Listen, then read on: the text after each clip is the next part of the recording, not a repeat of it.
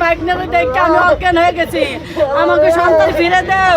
আমরা নদী ভাঙে আমাদের কিছু নেই, আমার এই সন্তান দিয়ে আমাদের ভবিষ্যৎ। যারা হত্যা করতে তাদের সরকারের কাছে আমরা বিচার চাই। সরকারে আমার বোনের সব খরচপত্র এটা যাবতীয় নিতে হবে, এটি আমাদের দাবি। আমরা নদী ভাঙে আমাদের কিছু নেই, আমার এই সন্তান দিয়ে আমাদের ভবিষ্যৎ। এইটা আমরা সরকারের কাছে আবেদন জানাই। এইটাই আমাদের আশা ভরসা। আমার সন্তান চলে গেছে, আমার সন্তানটা সন্তান পান না। এই যে আমার কেমনে গেল বিয়ে সন্তান, এই যে মা এটা আমার বোন ছেলে।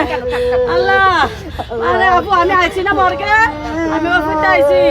আমি আমার বাইকনারে দেখে আমি অজ্ঞান হয়ে গেছি।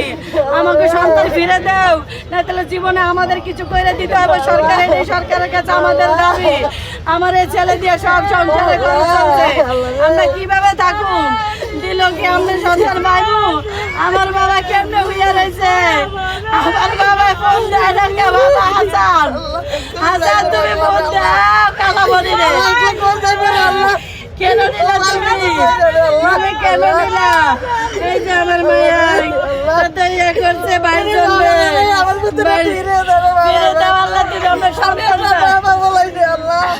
আচ্ছা জয়মেন্দ্রে কোনো খবর পাই না বাবা। বাবা কোথায় রইলো? ঢাকা মেডিকেলে মন টানে। বাবা খালি ডাকতেছে খালামণি আমার দাও, আমার আম্মাকে সালাম দিব কে? সালাম দেন আমাদেরকে। আমি এটাই সরকারের কাছে দাবি, এইটাই আমার আশা।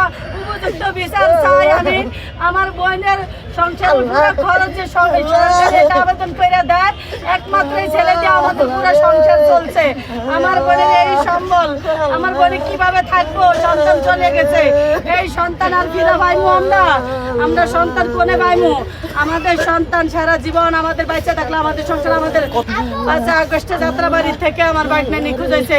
এই পর্যন্ত আমরা মেডিকেলে বিচাইতে ঢাকা মেডিকেল, মুক্তা মেডিকেল, মিটফুট মেডিকেলে, চরদ্দি মেডিকেলে কয়বার আইছি। ঢাকা মেডিকেলে ঘুরে ঘুরে বাইকনারে বিচাই, বাইকনার কোনো তদন্ত পাই না। ওদিন কাজ পুরা বডি বাইর করছে। আমি আইছি, আইসা আমি দেখা আমি আপুকে বলছি এইটাই 100% আমাদের ভাগনা, এইটাই হাসান আমার ভাগনা।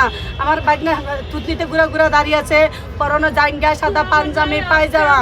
আমার ভাগনা আমি 100% কইছি আমার ভাগনারে দিয়া দেন আপনারা। না আপনার বোনকে বনাইকে দেশে থেকে খবর জানেন।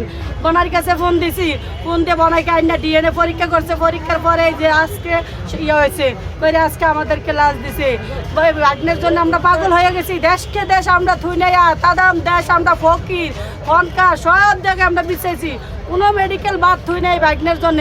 আমাদের একমাত্র সংসারের হাল এ আমাদের হাসান বাবা। আমার বাবা চলে গেছে সরকারের দ্বারা। আমার এই দাবি, আমার এই সংসারের হাল আমার একমাত্র সরকারে কিভাবে আমার বোনের সংসার ইয়া করে দিব।